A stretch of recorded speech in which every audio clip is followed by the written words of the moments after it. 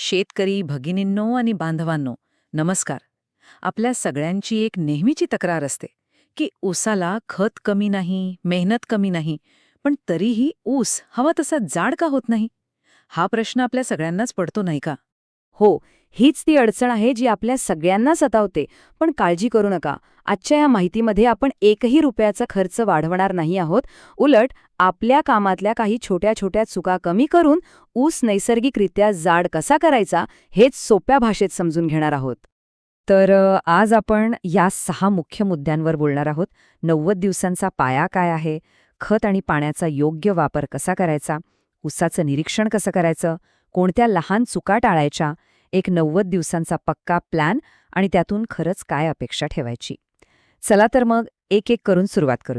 चला तर मग सगळ्यात पहिल्या आणि महत्त्वाच्या टप्प्याकडे वळूया. ऊस जाड होण्याचं सगळ्यात मोठं गुपित हे वेळेत आणि जमिनीखाली काय घडतंय यातच दडलेलं आहे. हे बघा, आपल्या ऊसाच्या आयुष्यात 3 महत्त्वाचे टप्पे असतात. पहिले 45 दिवस फुटव्यांची संख्या ठरते. पण त्यानंतरचे 45 ते 120 दिवस हाच तो खरा सोनेरी काळ आहे. याच काळात ऊसाची जाडी ठरते. आणि एक गोष्ट कायम लक्षात ठेवा, एकदा का 120 दिवस उलटले की ऊस फक्त उंच वाढतो, जाड होत नाही. म्हणूनच आपला पहिला नियम अगदी सोपा आहे. ऊसाची जाडी वाढवण्यासाठी जे काही करायचं आहे ते पहिल्या 120 दिवसांच्या आतच करायचं. त्यानंतर आपण फक्त त्याची जाडी टिकवून ठेवू शकतो, वाढवू शकत नाही. आता दुसरी महत्त्वाची गोष्ट, ऊसाची जवळपास 60% जाडी ही जमिनीखाली म्हणजे त्याच्या मुळांवर अवलंबून असते. आपली मुळं चांगली आहेत की कमजोर हे ओळखायला फक्त 10 मिनिटं लागतात. शेतात जिथे ऊस पातळ दिसतोय तिथली माती जरा बाजूला करून बघा.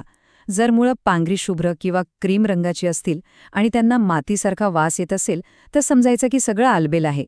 पण जर ती काळपट तपकिरी दिसत असतील आणि त्यांना कुजलेला वास येत असेल तर समजून जा की मुळं संकटात आहेत. म्हणजे बघा, आपला दुसरा नियम अगदी सरळ आहे. मुळं आनंदी असतील तरच ऊस जाड होणार. मुळं थकलेली असली तर वरून कितीही टॉनिक दिले तरी ऊस पातळच राहणार. आता वळूया ऊसाच्या 2 मुख्य आवाराकडे, खत आणि पाणी.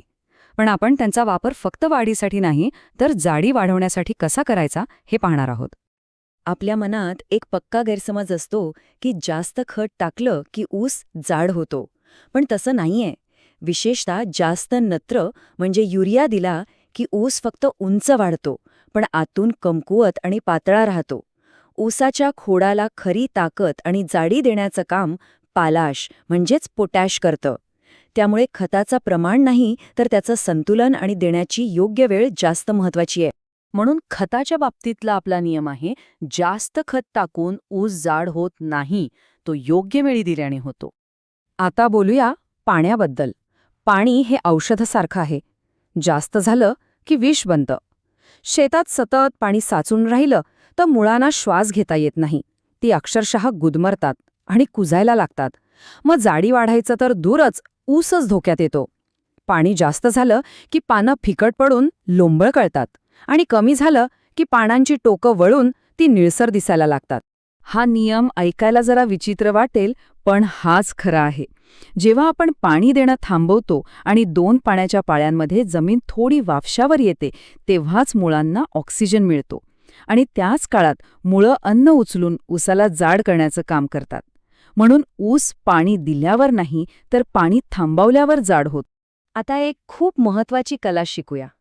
ती म्हणजे आपला ऊस आपल्याला काय सांगतोय हे ऐकण्याची. हो, खरंच ऊस आपल्याशी बोलतो, फक्त त्याची भाषा आपल्याला समजून घ्यावी लागते. ऊसाची पानं म्हणजे त्याच्या आरोग्याचा रिपोर्ट कार्ड आहे. कोणतीही मोठी अडचण येण्याच्या 7-10 दिवस आधीच पानं आपल्याला इशारे द्यायला लागतात. पानं जर फिक्कट हिरवी असतील तर समजायचं पोषण कमी पडतंय. खूपच गडद हिरवी असतील तर नत्र जास्त झालाय. निळसर दिसली तर पाण्याचा ताण आहे. आणि पिवळसर पडायला लागली तर थेट समजायचं की मुळांमध्ये काहीतरी गडबड आहे. म्हणून आपल्या निरीक्षणाचा नियम आहे, पानं बरोबर वाचायला शिका, मग ऊस आपोआप जाड होईल. आपल्याला वेगळं काही करायची गरजच पडणार नाही. आता बघा, ऊसाच्या आयुष्यातला लागवडीनंतरचा 30 ते 60 दिवसांचा जो काळ आहे ना, तो सगळ्यात नाजूक आणि महत्त्वाचा आहे. याच काळात ऊसाचा खोडाचा व्यास म्हणजेच त्याची फायनल जाडी काय असणार हे ठरून जातं. या काळात खत द्यायला उशीर झाला किंवा पाण्याच्या पाळ्या चुकल्या तर त्याचं नुकसान वर्षभर भोगावं लागतं. ही गोष्ट लक्षात ठेवा, हा काळ एकदा गेला की पुन्हा येत नाही. या काळात केलेलं दुर्लक्ष म्हणजे वर्षभराचा पश्चाताप. आता आपण त्या लहान सहान सवयींबद्दल बोलूया ज्या आपल्याला रोजच्या वाटतात पण नकळतपणे आपलं उत्पादन कमी करत असतात. अनेकदा आपण शेजारी जे करतो तेच आपणही करतो, पण प्रत्येक शेताची गरज वेगळी असते. आपण फक्त ऊसाची उंची बघून खुश होतो, पण वजन तर जाडीने वाढतं, नाही का? पिकाला विश्रांती न देता दर 8-10 दिवसांनी काही ना काही फवारत राहतो. याच त्या छोट्या वाटणाऱ्या चुका आहेत ज्या ऊसाला त्याची पूर्ण क्षमता गाठू देत नाहीत. त्यामुळे आपला नियम सोपा आहे. आपलं काही मोठं चुकत नसतं, पण याच लहान लहान चुका ऊसाला पातळ ठेवतात. बरं, आतापर्यंत आपण जे काही शिकलो ते सगळं प्रत्यक्षात आणण्यासाठी एक अगदी सोपी, पुन्हा पुन्हा वापरता येणारी पद्धत पाहूया. ही एक सोपी ट्रॅफिक लाईट सिस्टम आहे असं समजा. दर 15 दिवसांनी फक्त 4 गोष्टी तपासायच्या: माती, मुळं, पानांचा रंग आणि खोडाचा घट्टपणा. सगळं व्यवस्थित असेल तर हिरवा सिग्नल, म्हणजे काहीच करायचं नाही. थोडाफार बदल दिसत असेल तर पिवळा सिग्नल, म्हणजे फक्त लक्ष ठेवायचं. आणि जर समस्या स्पष्ट दिसत असेल तर लाल सिग्नल, म्हणजे आधी कारण शोधायचं आणि मगच त्यावर उपाय करायचा. कमीत कमी पण योग्य वेळी केलेलं काम हाच 90 दिवसात जाड ऊस मिळवण्याचा खरा आणि सोपा मार्ग आहे. आता शेवटचा पण खूप महत्वाचा मुद्दा. या सगळ्या गोष्टी केल्यावर आपल्याला नेमकी काय परिणाम मिळतील आणि कधी मिळतील याबद्दल प्रामाणिकपणे बोलूया. बघा, बदल लगेच दिसणार नाहीत. 7 ते 10 दिवसात तुम्हाला पानं जास्त ताजीतवानी दिसतील. 20-30 दिवसांनी खोड हाताला जास्त घट्ट लागायला सुरुवात होईल. आणि खरी जाडी डोळ्यांना दिसायला 45 ते 60 दिवस लागतील. 90 दिवसांपर्यंत ही जाडी पक्की झालेली असेल. कोणी जर तुम्हाला 40-50% वाढीचं आश्वासन देत असेल तर ते खरं नाही. जर आपण शिस्तबद्धपणे या सगळ्या गोष्टी केल्या तर जमिनीच्या पोतानुसार आणि आपल्या मेहनतीनुसार 10 ते 25% शाश्वत वाढ आपल्याला नक्कीच मिळू शकते.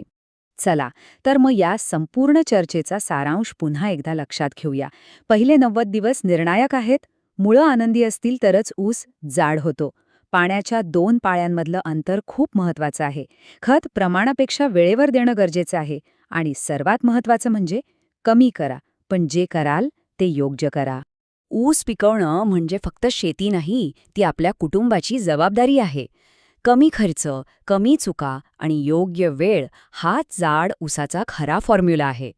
जर ही माहिती आपल्याला उपयुक्त वाटली असेल तर या प्रयत्नाला एक लाईक नक्की करा. आपल्या इतर शेतकरी मित्रांनाही पाठवा आणि अशाच सोप्या प्रॅक्टिकल माहितीसाठी आपल्या चॅनलला सबस्क्राईब करायला विसरू नका. आपला अनुभव कमेंटमध्ये नक्की सांगा. धन्यवाद.